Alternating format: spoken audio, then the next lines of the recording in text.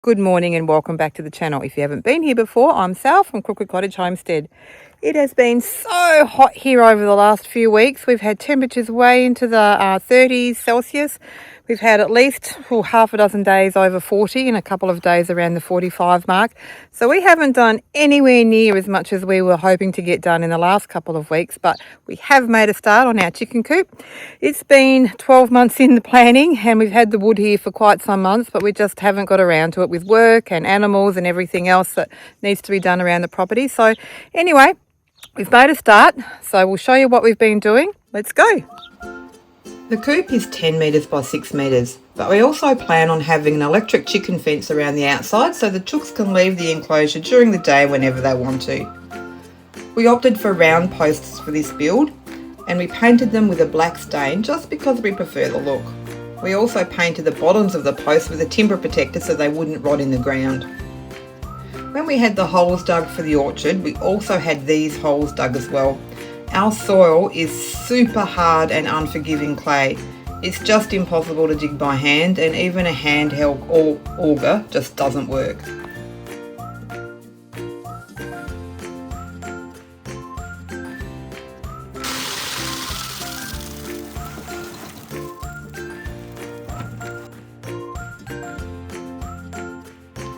Our property backs onto bushland, and whilst we absolutely love that, we're always a little cautious when it's super hot and dry, and especially when it's windy.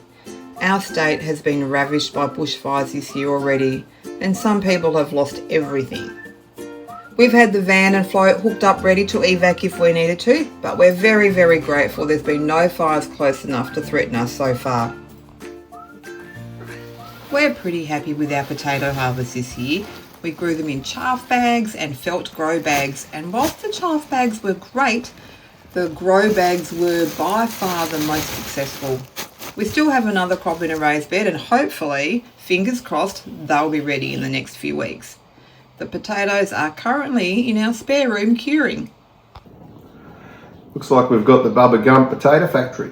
Baked potato, roast potato, boiled potato, new potato, potato mornay, potato bake, potato cakes, potato chips. We've just finished all of our chores for the night. I've given Finch his first Pentosan injection, which is a little harrowing, but we got it done. That's for his arthritis, so that it will hopefully provide him some relief. And I'm about to pick a couple of peaches from our peach tree. They're only little, but they are so very sweet and delicious. Yum. Let's get back into this chicken run.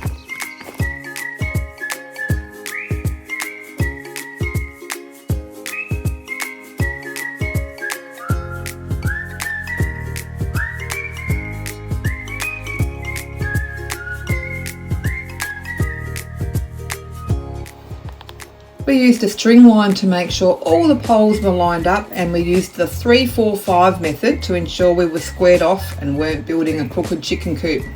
Although, we're not finished yet, there's still time.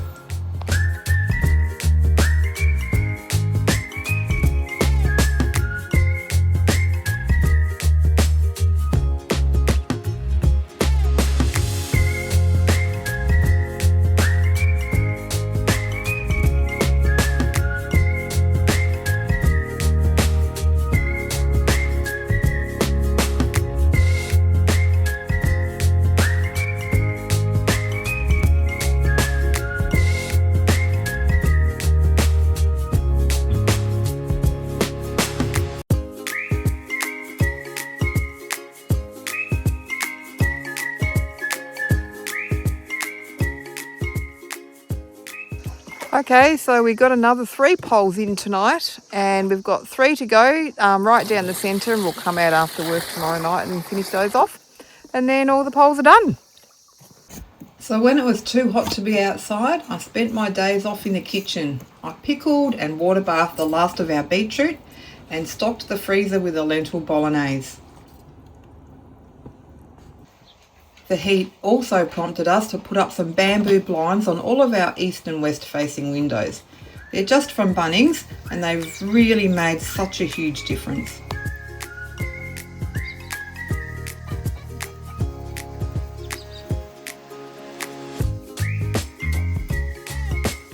I also made 2 batches of strawberry jam. This is probably the only time I ever use refined sugar in the kitchen. In all of my other cooking, I substitute refined sugar for a natural sweetener like stevia. I even do this in my pickles, and they turn out fine.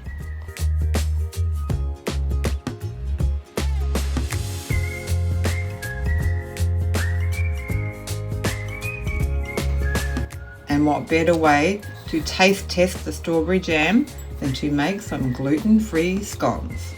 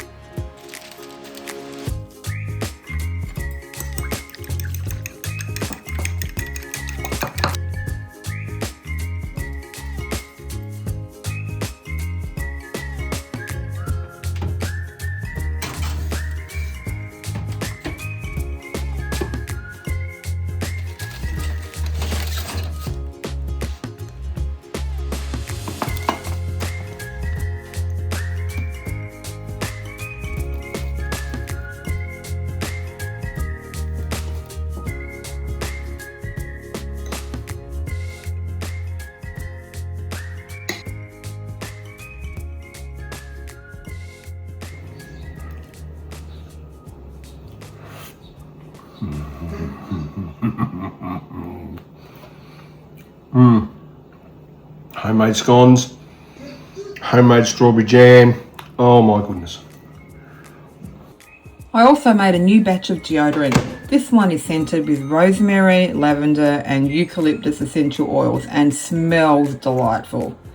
The recipe uses tallow, which is really nourishing for the skin. I use tallow in most of my skincare products because it's rich in vitamins A, D, E and K and linoleic acid. I hope I've said that right, which helps to soothe inflammation and maintain the skin's moisture barrier.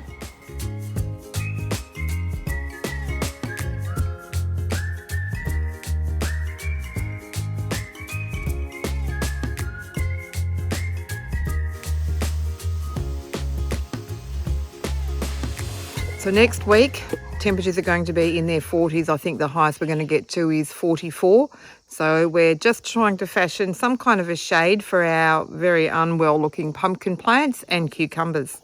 I found this today in our local hardware store and I've covered our lettuces and our beans.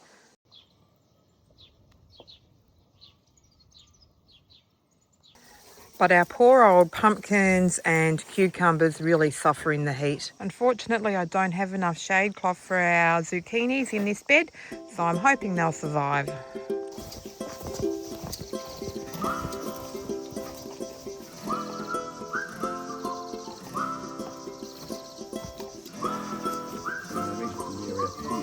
We're going to take this out. Oh.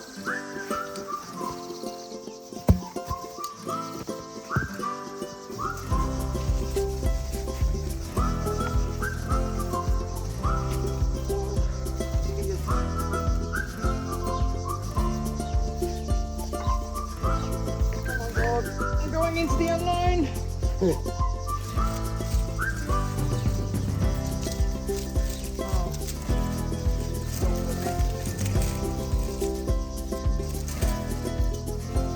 one's really stuck in. Do you want me to, hang on, do you want me to cut that?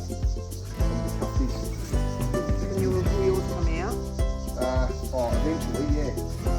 But what I can do if you want is I can just nip it across here, see here, Oh, yeah, do that. and leave that on and that down. Yeah, what do you reckon? Yeah, do that. Yeah? Alright. 2 seconds.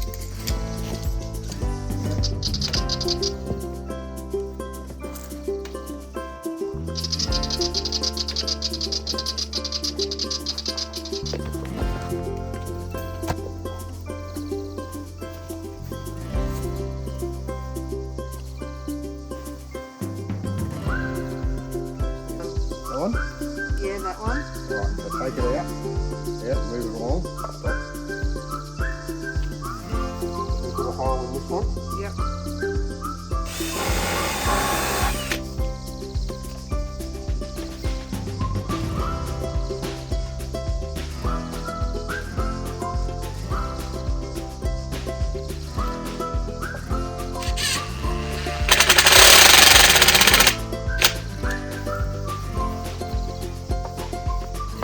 You will, huh? You want to Yeah. Perfect.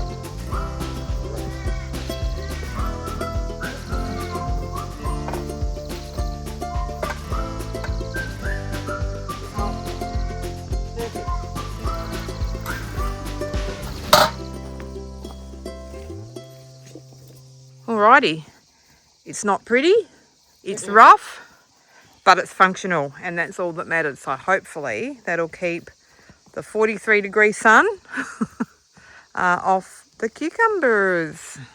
It's 9:15 at night. We've just finished, but I think they'll be okay.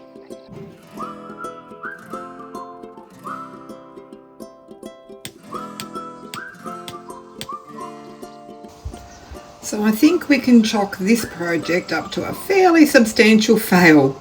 We bought some electrical conduit because it was cheaper than the ag pipe we should have bought. Last summer we didn't get a single apple or pear from these trees, so we were determined to keep the birds out this season. However, the first big wind, and this was the result. Next year we'll do it properly with star pickets and ag pipe. Anyway, hopefully we can still harvest some of the apples and pears.